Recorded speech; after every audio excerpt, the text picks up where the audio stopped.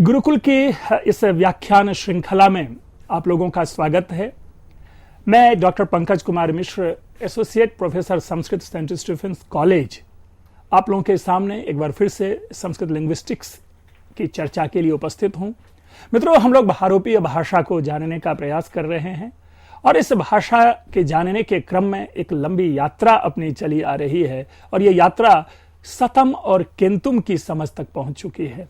मित्रों, सतम और केंतुम बड़ा ही रोचक विषय है और जैसा हम लोग सभी जानते हैं कि वॉन ब्रेडली ने बड़ा ही सुंदर ये एक प्रयोग करके और एक चिंतन करके, विमर्श करके और भाषा की उस गहराई को पकड़ने का प्रयास किया कि कैसे किस प्रकार ये भाषा जो है परिवर्तित होकर के आधुनिक रूप में हमारे सामने उपस्थित है। तदनुसार मित्रों, हम लोगों ने जो वो देखा सतम और केंतुम, और उसमें हमें स्मरण में है कि हमने शतम शब्द की व्याख्या की थी संस्कृत में, हमने दश इस शब्द को पकड़ने का प्रयास किया था और उसके बाद हम लोगों ने कह, कस, क्विस के माध्यम से एक सर्वनाम को समझने का प्रयास किया था। अब इस समग्र परिवर्तन को अगर हम लोग जाने तो इसको इस ढंग से समझ सकते हैं कि केंतुम वर्ग के अंतर्गत आने वाली हित्ती तथा तोखारी भाषाओं की खोज से पहले तक इन वर्गों को पूर्वी तथा पश्चिमी वर्ग भी कहा जाता था। मित्रों, जब मैंने कभी भूमिका शुरू की होगी और ब्रॉन्ज एरा की हमने चर्चा की होगी, 3000 बीसी की चर्चा की होगी, उस समय एक यही माना जाता था कि जो मूल भाषा का जो प्रसार था वो पूर्वी और पश्चिमी प्रदेश में था और तदनुसार पूर्वी जो सतम जिसे आज हम कह रहे हैं वो पूर्वी प्रदेश का द्योतक है और जिसे केंतुम कह रहे हैं वो पश्चिमी प्रदेश का द्योतक है। और इसीलिए और हमने इसका एक तीसरा नाम आपको दिया था जिसमें हमने कहा था कि इसे हम ऊष्म संघर्षी या ऊष्म स्पर्श कह सकते हैं और कंठीय कह सकते हैं, अगर सतम केंतुम नाम ना लेकर के चले तो इस दृष्टि से जब तक तोखारी और हित्ती भाषाओं की खोज नहीं हुई थी, इससे पहले तक इनको पूर्वी और पश्चिमी वर्ग कहा जाता था और हमने कहा था कि हम वर्गीय विश्लेषण देख रहे हैं। किंतु अब क ध्वनि से प्रारंभ होने वाली इन पूर्वी वर्ग की भाषाओं की खोज के बाद यह विभाजन निराधार हो गया और तदनुसार उसके बाद, और कभी कभी तो आप ये भी देखेंगे कि तोखारी को तो या ऐसी कई भाषाएं हैं जिन भाषाओं को जो आज बहुरूपीय भाषा परिवार के अंतर्गत परिगणित हैं, कुछ वर्ष पूर्व तक वो लोग इन भाषाओं को बहुरूपीय में रखने का प्रयास ही नहीं करते थे। क्यों? क्योंकि उनकी प्रकृति ही समझ में नहीं आ रही थी उन भाषाओं की। लेकिन जब से वॉन ब्रेडली का ये शतम केंतुम सिद्धांत आया, उसके बाद से ऐसी कई भाषाएं हुई जिनको बहुरूपीय भाषा के अंतर्गत शामिल किया गया। अब रही बात, अब अगर हम इस सतम और केंतुम को देखें तो इनका हम द्विविध विभाजन कर सकते हैं। आप पाएंगे कि आर्य या जिसे भारत ईरानी भाषा कहते हैं, आप लोग सभी जानते हैं कि कदाचित जो इतिहासकारों की पता नहीं ये कैसी दृष्टि है, ये मानसिकता है, लेकिन एक उन्होंने पूरे भारत वर्ष और ईरान सहित प्रदेश के लोगों को आर्य नाम दिया है। तो अब चूंकि ये नाम प्रचलित है इसलिए प्रयोग में आ रहा है, अन्यथा आर्य जो है कोई प्रजाति नहीं, कोई व्यक्ति नहीं, आर्य एक सम्मान सूचक शब्द था। अस्तु, आगे चलते हैं। वॉल्तो स्लाव ये एक भाषा है जिसको कि सतम वर्ग में रखा गया।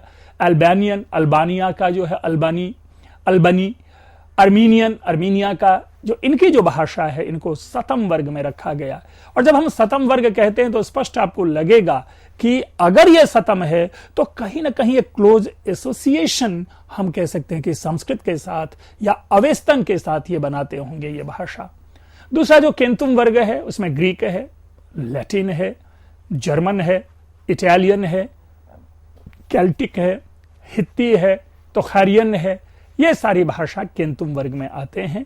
और मित्रों, आप लोगों को कभी कभी वस्तुनिष्ठ प्रश्न बना करके पूछा जाता है कि अमुक भाषा, जैसे नाम दे दिया तोखारी या तोखारियन भाषा, निम्न में से किस वर्ग की है?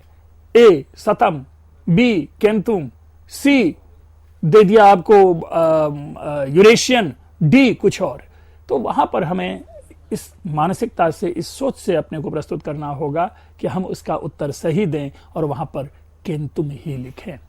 अस्तु, तो मित्रों, इसके बाद हम अपना आगे का विश्लेषण लेते हैं और वो जो आगे का विश्लेषण है, अब जब हमने चर्चा की तोखारी आदि का, अब इसके बाद हम भाषाई वर्गीकरण की ओर चलते हैं, है ना। जो भाषाई वर्गीकरण आपके सामने रखा गया उसी भाषा को हम शाखाई वर्गीकरण में ले जाएंगे। देखिए, भारत ईरानी है, अर्मीनियन है, इसको शाखाई वर्गीकरण ही समझें, क्योंकि अभी हमने सतम और केंतुम की दृष्टि से देखा था। अब ये अलग अलग प्रदेशों के विभाजन के आधार पर है। तो Bharat Indo Iranian, Armenian, Albanian, Balto Slav, जिसे कि लेती स्लावी भी कहा जाता है, ग्रीक, इटालियन, केल्टिक, जर्मन, तोखारी और हित्ती। तो ये 10 भारोपीय जो भाषा है उसकी 10 शाखाएं मानी जाती हैं, और उन्हीं शाखाओं में से हम आज जो खास करके जो भारत ईरानी शाखा को जानने की कोशिश करेंगे। और इस भारत ईरानी शाखा के 2 भाग हैं। ऑब्वियसली नाम से ही स्पष्ट है, भारत ईरानी अर्थात भारतीय और ईरानी, ये 2 शाखा हो गई, यानी ये उप शाखा हुई। अगर आप टेबल बना करके जानने की कोशिश करें तो मूल में आएगा, ऊपर में भारोपीय लिखा रहेगा, फिर उसके नीचे 10 लाइन बना करके 10 अलग अलग हमारे ब्लॉक्स बनेंगे। उन 10 में से पहले जो भारत ईरानी है उसके नीचे 2 ग्रुप बनाएंगे, भारतीय और ईरानी। मित्रों, भारतीय की चर्चा हमने कई बार की है, बार बार की है, पुनः पुनः की है, और पूरा का पूरा जो उत्तर भारत की खास करके जो भाषाएं हैं, उन उत्तर भारत की भाषाओं को हमने इस भारतीय शाखा के अंतर्गत रखा, और आवश्यक रूप से यह भी बताया था कि इस भारतीय शाखा का जो मूल है हम उसे ऋग्वेद में ले जाते हैं। जब भारतीय शाखा की बात करते हैं तो इसका साक्षात संबंध संस्कृत से है। और ये जो संस्कृत भाषा है, क्योंकि चूंकि आदि भाषा है, आदि भाषा से मतलब है श्रेष्ठ भाषा है, और जो ज्ञात हमारे पास है वो प्रथम हमारे लिए उपलब्ध जो है वो संस्कृत भाषा ही है। इसलिए भारतीय उपमहाद्वीप के संदर्भ में संस्कृत को किसी भी प्रकार से नकारा नहीं जा सकता कि ये आदि भाषा नहीं रही होगी।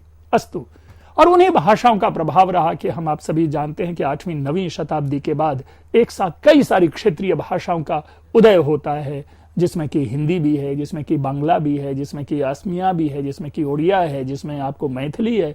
ऐसी कई सारी भाषाएं हैं जिनकी पुनः पुनः विस्तृत चर्चा की। लेकिन मैं एक जो मूल विषय यहां बताना चाहता हूं कि इन सारी चर्चाओं के नेपथ्य में हम कभी भी ऋग्वेद को नहीं भुला सकते, और बाद में आकर के लौकिक संस्कृत के कारण जो है ये सारी भाषाओं के अलग अलग रूप बने हैं। दूसरा जो ईरानी है, ईरानी भाषा को समझने से पहले ये जानना जरूरी है कि ईरानी भाषा का भी संदर्भ जो और संबंध जो है ये कहीं ना कहीं ऋग्वेद से है। क्योंकि जब भी कभी ऋग्वेद को समझने और समझाने का प्रयास किया जाता है, अगर हम वैदिक संस्कृत का उल्लेख करते हैं तो इस संस्कृत के साथ आवश्यक रूप से एक जो भाषा अपना अस्तित्व हमारे सामने प्रकट करती है वह है अवेस्ता।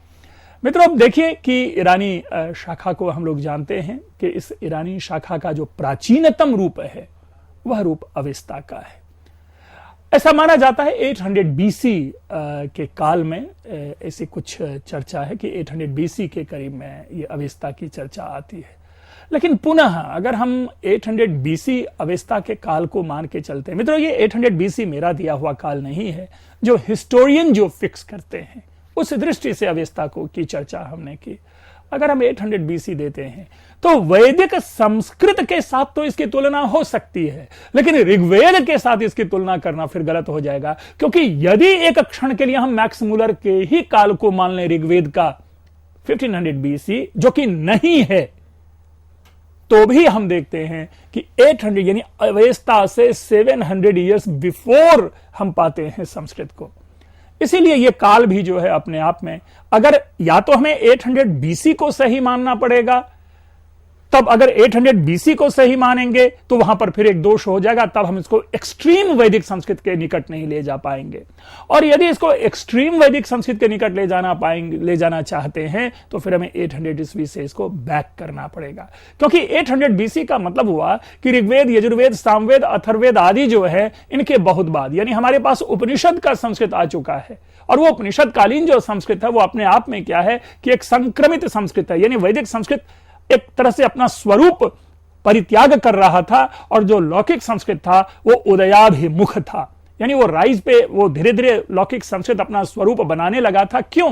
क्योंकि आपको मानना पड़ेगा, हमें यह भी दोष देना पड़ता है, हमें यह भी कहना पड़ता है कि हमें पाणिनि के संस्कृत से लौकिक संस्कृत का निर्धारण नहीं करना चाहिए, क्योंकि जिसे हम लौकिक संस्कृत कहते हैं वह भाषा आपको अत्यंत सरलता से उपलब्ध होता है में रामायण और महाभारत में, और रामायण और महाभारत के बहुत बाद जो है पाणिनि हुए हैं।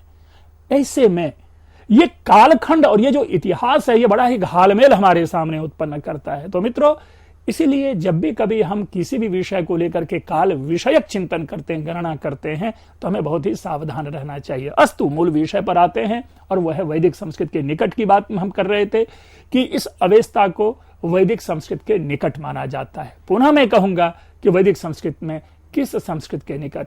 उपनिषद के संस्कृत के निकट, ब्राह्मण के संस्कृत के निकट, या ऋग्वेद के संस्कृत के निकट? क्यों? क्योंकि अगर आप कंपैरेटिव स्टडी करेंगे तो ऋग्वेद के संस्कृत से वैदिक संस्कृत भिन्न है, ब्राह्मण के संस्कृत भिन्न है, और ब्राह्मण ग्रंथों के संस्कृत की अपेक्षा जो उपनिषद है उन उपनिषदों के संस्कृत में आप भिन्नता पाते हैं। अस्तु लेकिन इसमें एक जो मूल बात आई कि दोनों में मूल भारोपीय ध्वनियों के समान रूप प्राप्त होते हैं। ये एक इनके निकटता की बात देखी जाती है, और यही कारण है कि इन दोनों शाखा को सेपरेट ना करके भारोपीय भाषा परिवार में इन दोनों को एक शाखा बना करके हमारे सामने दर्शाया गया, उपस्थित किया गया। मित्रों, इसके बाद जो हम पाते हैं कि इस ईरानी शाखा में की जो एक अन्य विशेषता है कि नियमित ध्वनियों के आधार पर एक दूसरे में हम परिवर्तन देखते हैं।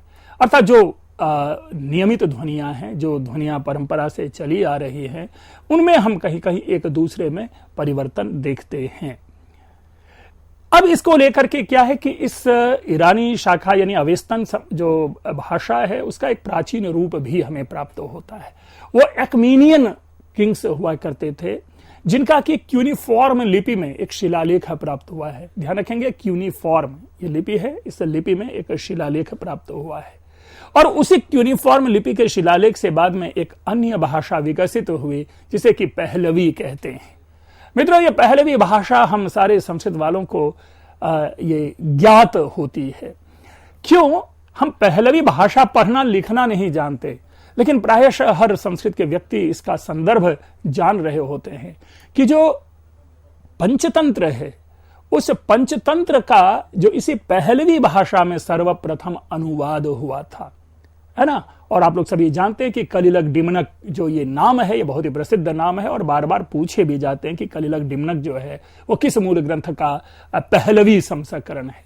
और इसी आधार पर हम लोग यह भी निष्कर्ष, बल्कि क्विज में भी लगातार हम प्रश्न पूछते रहते हैं कि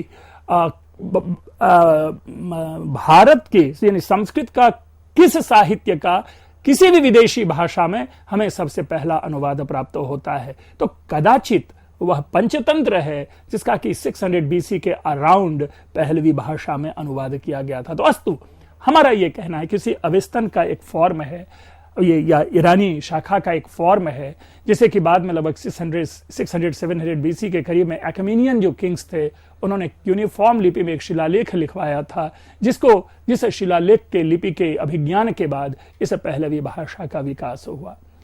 इस ईरानी शाखा की जो अन्य, जिसको हम कह सकते हैं विभाषा कह लें, उपभाषा कह लें, या जो different form of this particular Avestan की बात कर लें, तो जो आधुनिक फारसी है ये इसी ईरानियन का फॉर्म है।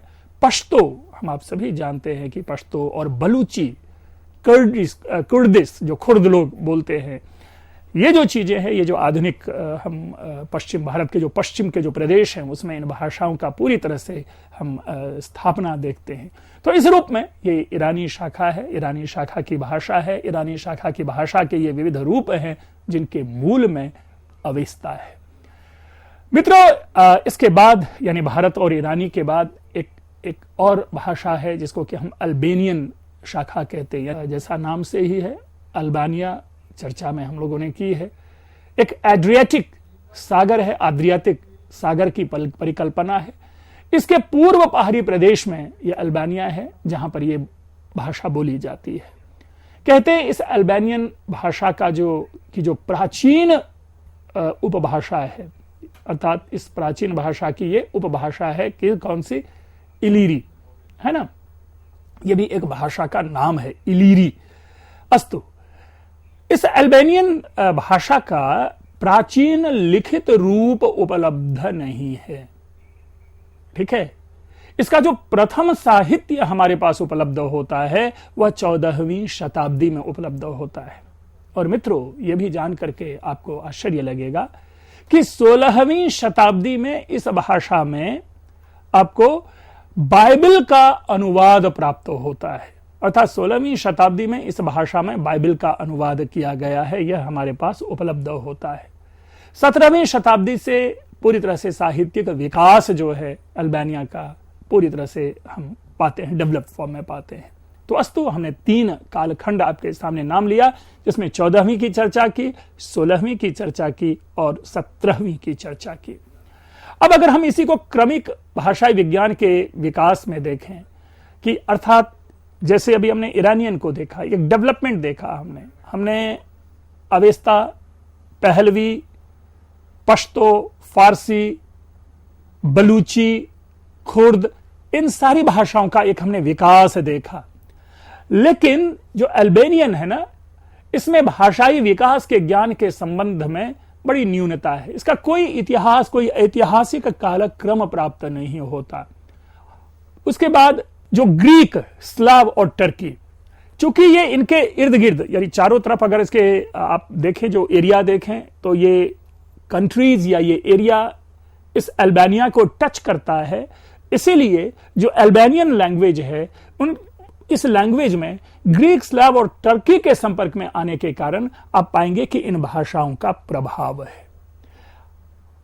अब ये सारी चीजों के कारण, चूंकि इनमें इस भाषा का प्रभाव होना, अब ग्रीक भाषा का प्रभाव होना, या फिर इनका ऐतिहासिक कालक्रम नहीं होना, या 14वीं शताब्दी में यह होना, तो कई कुछ कारण रहे जिस कारण से जो भाषा वैज्ञानिक हैं, जो वे भाषा वैज्ञानिक के जो विद्वान हैं, भाषा विज्ञानी हैं, वे इसको भारतीय परिवार में परिगणन के लिए पहले संकोच करते थे। अर्थात अल्बानियन को भारतीय परिवार में रखें या ना रखें, इस विषय में मतैक्य नहीं था। अस्तु, लेकिन आज की स्थिति है कि आज यह अब भारोपीय परिवार की ही शाखा है।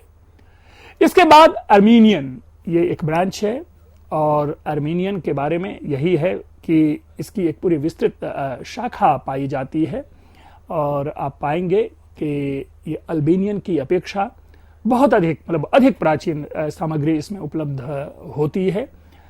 या यूं कहें कि अल्बानियन जिसको अभी हमने पढ़ा, ये आर्मीनियन भाषा जो है उस अल्बानियन से बहुत ही प्राचीन है। 5वीं शताब्दी से इनका साहित्य प्राप्त होने लगता है। ठीक है ना, यानी 5th सेंचुरी एडी। हमने उसमें क्या देखा था? हमने इसमें देखा है कि 14th सेंचुरी एडी, हमने 16th सेंचुरी एडी और 17th सेंचुरी एडी की बात की है।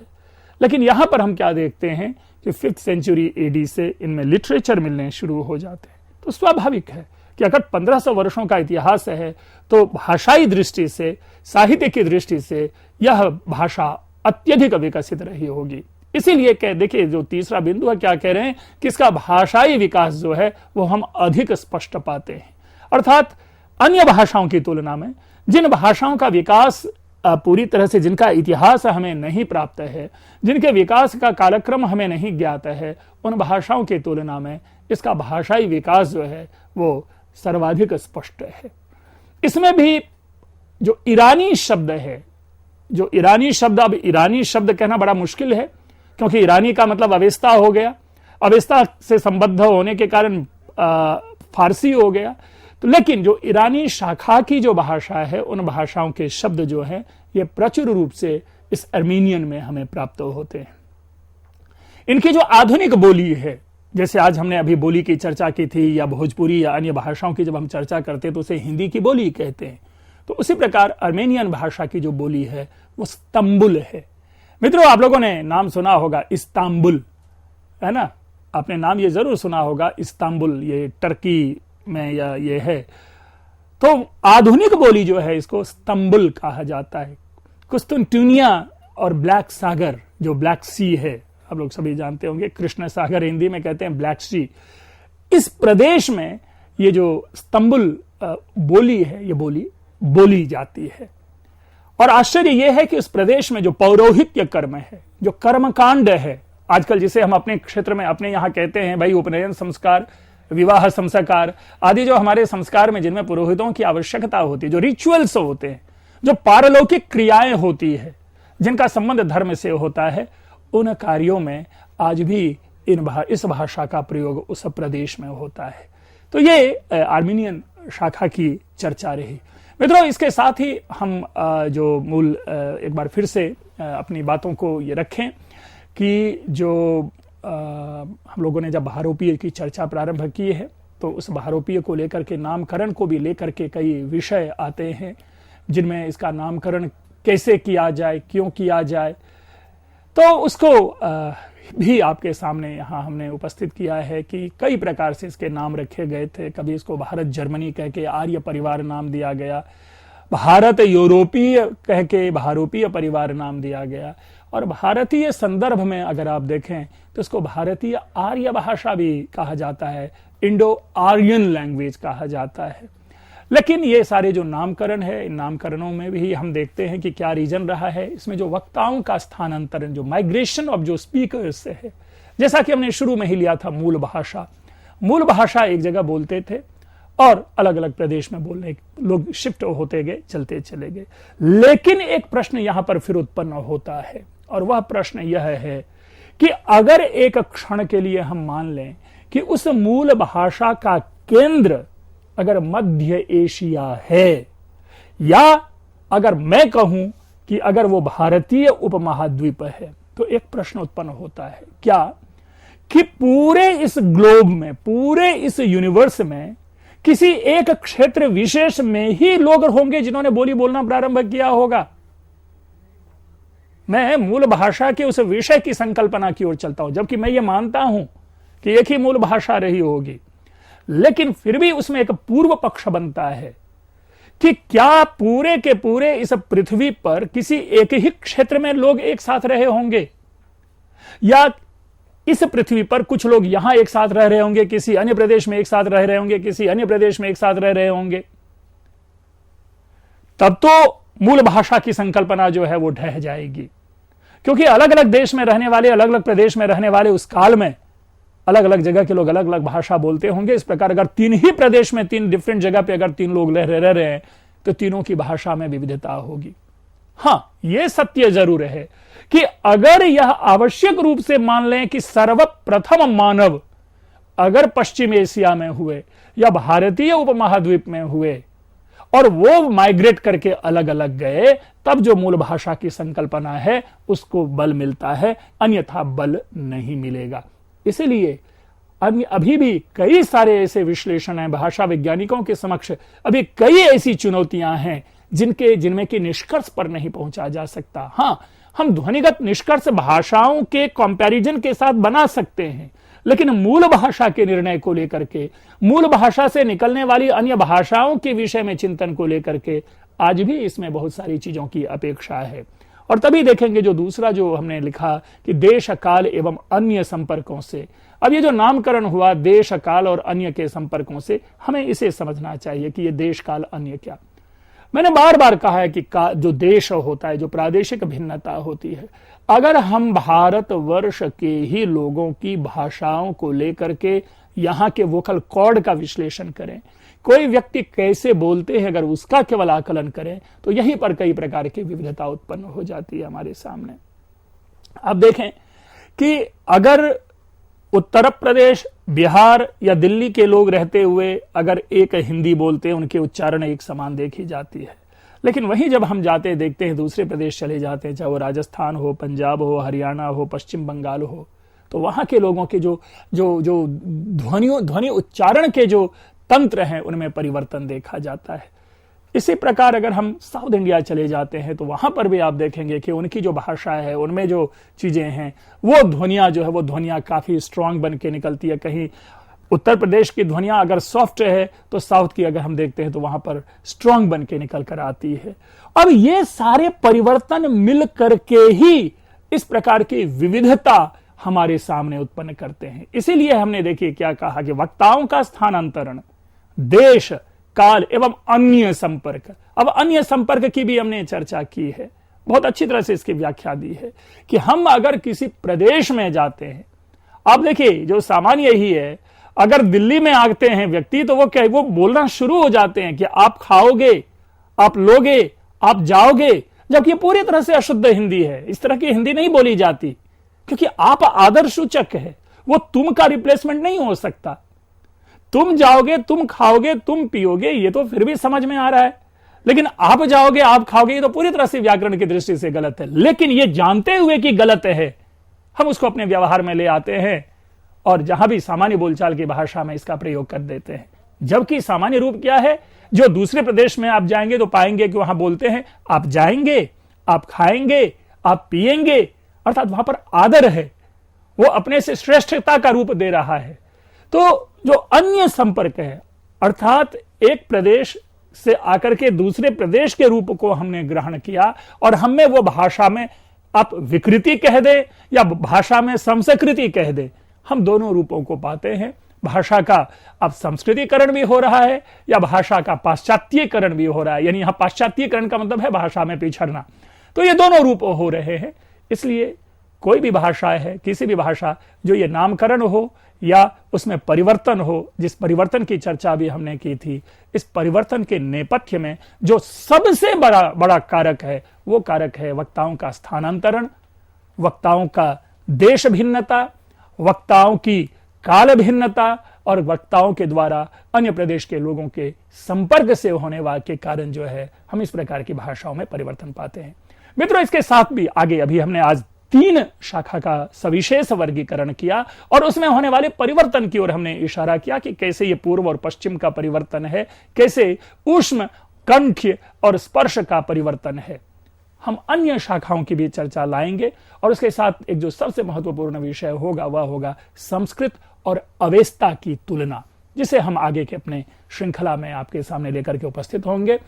आप लोगों ने इसे सुना, बड़े ही एकाग्र होकर सुना। आप लोगों का बहुत बहुत धन्यवाद। अपनी प्रतिक्रिया दें, हमें आपकी प्रतिक्रियाओं की प्रतीक्षा रहती है। धन्यवाद।